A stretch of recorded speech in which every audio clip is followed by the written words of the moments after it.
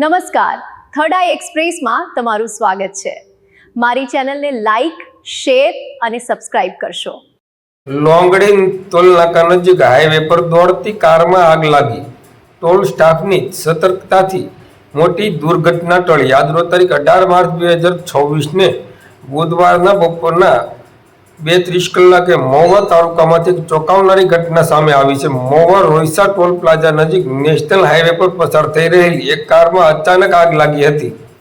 આ ઘટના બનતા જ આસપાસમાં અફરાતફરીનો માહોલ સર્જાયો હતો અને માર્ગ પરથી પસાર થતા વાહન ચાલકોમાં ભય જોવા મળ્યો હતો, પરંતુ સદનસીબે આ ઘટનામાં કોઈ પ્રકારની જાનહાનિ થવા પામી નથી। ઘટનાની જાણ થતાં ટોલ પ્લાઝાના સતર્ક કર્મચારીઓ તાત્કાલિક ઘટના સ્થળે પહોંચી ગયા હતા અને આગને કાબૂમાં લેવા માટે ઝડપી કાર્યવાહી હાથ ધરી હતી। ટોલ સ્ટાફની સમજદારી અને સમયસરની કામગીરીના કારણે એક મોટી દુર્ઘટના ટળી હતી।